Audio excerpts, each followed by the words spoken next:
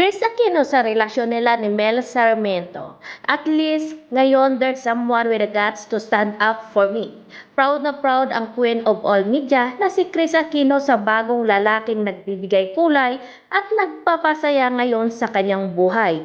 Wala pang diretsahang pag-amin mula sa TV host actress pero base sa mga isinagot niya sa kanyang Instagram followers, tungkol sa kanyang mystery man, mukhang sila na nga ni dating Department of Interior and Local Government Secretary Mel Sarmiento.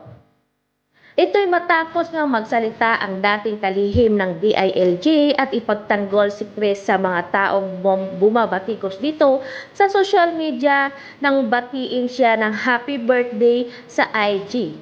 Wala rin binanggit si Sarmiento sa kanyang mensahe kung girlfriend na niya ang award-winning TV host, pero pinagdiinan nito na napakaswerte niya dahil dumating sa buhay niya si Titay. And fairness, talagang ginamit pa niya ang IG account ni Kris para sagutin ang isang netizen na nagnega sa actress at inakusahan ng kung ano-ano kabilang na ang pamumulitika o mano nito. Ayon dito, at my name is Axel, hiniram ko yung phone ni Kris. Iwan ko kung nakatrabaho kita sa DILG. Sa laki ng department, mahirap maalala ang lahat.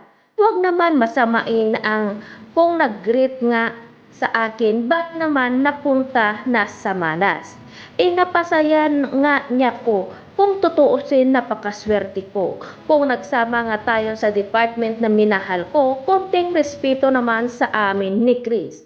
Mel Sarmiento, sabi ng dating kalihim na ninilbihan noon sa administrasyon ng dating Pangulong Noynoy Aquino. Kasunod nito, sinagot din ni Kris ang ilan sa mga netizens na nanghula kung sino ang mystery man sa kanyang blind item post.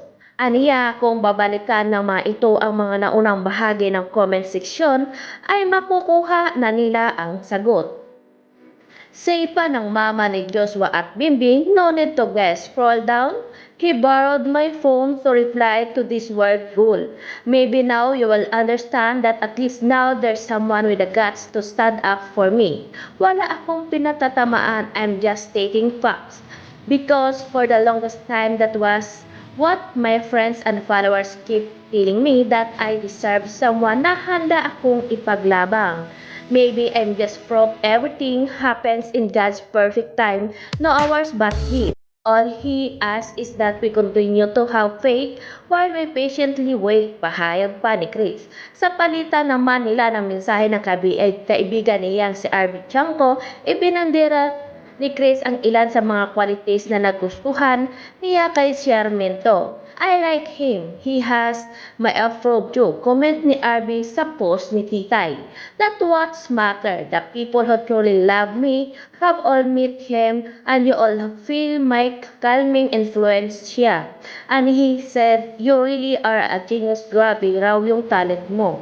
Chika naman ni Kris. Sagot ulit ni Arby. Calming, refreshing, good and 100% positive vibes siya. Kasabay nito, nagpasalamat din ang TV host sa lahat na nagpakita ng suporta sa kanila ni Sarmiento at didma na lang daw siya sa mga negatibong na hindi masaya para sa bago niyang inspirasyon. Kaya kung ano man yung magiging decision mo, Miss Kris Aquino, deserve mo naman talaga na maging happy. 'Di ba? Sino ba naman kami o sino ba naman sila na pipigilan ka kung sino talaga yung gusto mong makasama habang buhay? Kasi bawat isa sa atin ay may karapatan talagang lumigaya. Kaya go for it. Wag mo nang pansinin yung mga bashers na yan. Ang importante, masaya ka at nasa piling niya at kasama mo yung mahal mo sa buhay.